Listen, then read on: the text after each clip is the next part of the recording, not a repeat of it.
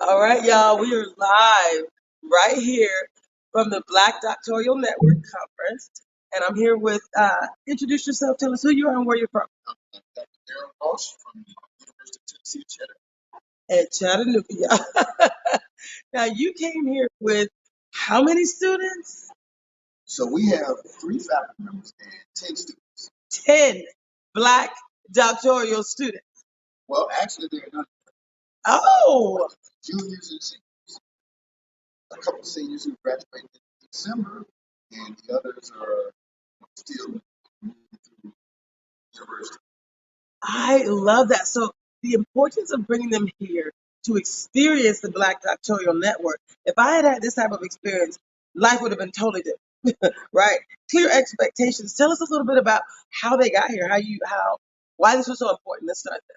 So, University of Tennessee, Chattanooga, we are at 11,000 students. We have about 1,000 students in graduate school, and we have an office on campus. It's a research symposium, research dialogue, and yeah, I was approached and 3 other faculty members about the opportunity of identifying some African American students who had some research interest, and the goal was to expose them to a conference, and they would also produce or generate or show their work through a poster presentation. And for me, I had already had a student that I'm working on serving as her director of her thesis. And so I submitted her name, and the next thing the step was to all the people who were names were given. We invited them and was told them about this program.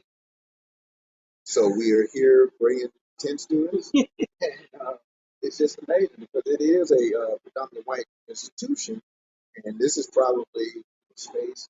I've been in the field for a long time, right. So I usually attend conferences. And I think I remember my first attended my conference where it was an all-black conference, and I remember how I felt. And I think for them, all of them, this is their very first time ever attending a conference. So, just to be able to see all these scholars, African American scholars, I think, just polling each of them, about their experience. They don't. This is the first experience, so they really don't have much prepared, but they are aware of the fact that this is the first time they've seen that many African Americans in one place, right, who are pursuing research. Right. I love this so much. So tell us, you study sociology. I love it. And one of my favorite people was here as the keynote for lunch. I didn't make it down for his session, but I absolutely, Dr. George Frazier. So tell us a little bit, what were your highlights from the George Frazier keynote lunch? Well, he gave a powerful speech. I was inspired, and I think one of the most biggest takeaways. He gave us quite a few nuggets of knowledge, but in the spirit and the theme of this conference is network. He said that was really, really something that's important as professionals, and we have to make sure we be very intentional about establishing those relationships. Because relationships is what you got to get busy. You got to nurture those relationships. And I think one takeaway that I got from this speech, there was quite a few things, not nuggets of knowledge that he gave, but he mentioned the fact that wherever he goes, he's always keeping 20 minutes out of his day. He's going to basically contact, write down family members, reach out to some family members in his life. 5 family members, and then 5 friends. And he has these categories of people in his life. But he just contacts, say hello, find out how's things going. He's not asking for me. He's just keeping up, checking in. So you're constantly building a relationship, maintain those positive relationships. So I was inspired by that. And I think another point that he made is that we have to manage those relationships. You have to basically be very intentional about removing toxic relationships. Say that again a little louder. Removing toxic relationships. How do you define toxic relationships? Well, you know those relationships that they don't bring you they bring you more negativity, a lot of non-positive energy. We know energy We know when we that. see it. I feel like sometimes we just like let it ride. But I heard you say I don't let it stay. I don't give it energy. I don't give it time. What did you say? Whoa. Yeah, that's your internal dialogue. Right. You may have conversations with people, and you may leave that conversation, you feel stressed about it. Right? And it's the replaying of those thoughts in your mind. So uh, I try to keep. I don't let anybody those negative thoughts take up rent in my mind. Don't take a rent, y'all. They take up space. So you have to police those. You got to police, and you got to be very intentional. I love it. You've talked about the intentionality of all the things that you've discussed today, including what George just said about being intentional about relationships, just reaching out, cultivating those relationships. I'm going to adopt that. Effective immediately. Thank you very much. You're welcome. Yes. I love it. Nurturing relationships is very important. And I think Dr. Fraser just pointed out that's his message to all of us. And hopefully everybody receives it and start trying it in their lives. That is beautiful. Now you also, because your focus is sociology, and we were talking about positive mindset, we were talking about the work we're doing with positive intelligence, and how these students here, you actually said when you're in a PWI, predominant white institution, I want to make sure people understand what that was. When you're a black student, brilliant black student in a predominantly white university or institution or organization in general, there's some stressors that can come with that experience. Tell me a little bit about why it's so important as a sociologist for people to feel included. Why is inclusion so important? because we're human beings. One of our strongest needs we need emotional security. We need to be loved and reciprocated. And most of our existence, something else Dr. Fraser said today was that we're not meant to be alone.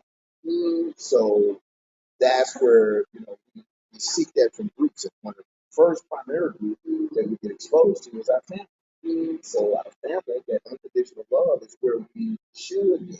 That desire to feel connected, accepted, approved. And so we still yearn for that. Now, sometimes our families might not do it, but it's those group interactions with our friends where we seek that and how it gets maintained. So we want to be able to identify. We want to be able to participate. So some of us who are in groups professionally, in our profession, may be excluded from the process. So we like to organize and we like to get involved with people that look at that because we feel that connection. And that's always that comfort, being accepted, being approved, and having the attention, meaning you have a voice. And sometimes our voices are not given that space. So that's where a conference like this, you got African Americans who are pursuing different research efforts, and their work that they want to do is recognized, and they have space where they communicate that research. And it's important. It's really, really important for young professionals who to come to the events because some of us didn't have that opportunity. We had to navigate in spaces that we were not included, we were excluded. So this is real powerful. So we get regenerated, get energized when we come to these events, and I'm glad that these young undergrads are experiencing it for the first time. They know what that looks like. Right, right. That is so beautiful. You also said something about the A's. Give me a couple of them A's that human needs. Yeah. So you're full of knowledge. I'm really hoping you're going to join us on this 6-week journey, either this one or the next one, because you talked about sociology connected to the psychology and all the connections about.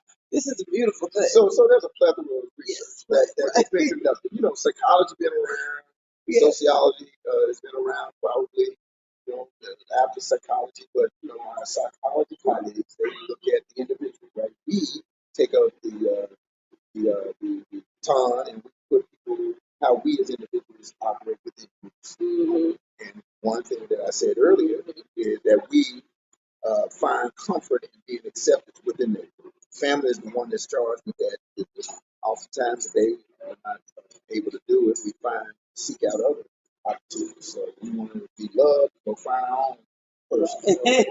We're gonna have kids, and but the A's, the three top A's that we need is number one, we need acceptance, and we get the acceptance in our group. The number second part is we need approval. So I have to be validated in the group of people that I hang around. And the other third A is attention. That means it has to be reciprocated. The group that I'm with have to give me attention, recognize me, and it's got to be reciprocated. So we got to share the time where we're all accepted in our groups, and we're getting approval for who we are, but we're also giving each other attention. And you listen to me, I talk, you talk. We validate each other, and like coming to this conference for an intellectual or a scholar, to be recognized, his work can be, you come here and be validated, you're accepted, you're given attention, you're given platforms, you're given time to talk about the research you like, and you're approved. So you walk away from the experience like just your individuality within the group comes validated because you've been accepted and you've been heard because you've been given attention. Now my phone is about to go dead, so although I would love to continue to have a conversation, we're going to end this right now. We're going to come back with more with you. Tell us who you are and how people find you if they wanted to find you. Well, I'm Daryl Walsh. I'm at the University of Tennessee at Chattanooga. Daryl Walsh dash at utc.edu. There you go, y'all. More to come. Thanks. Let me see if I can. That was awesome.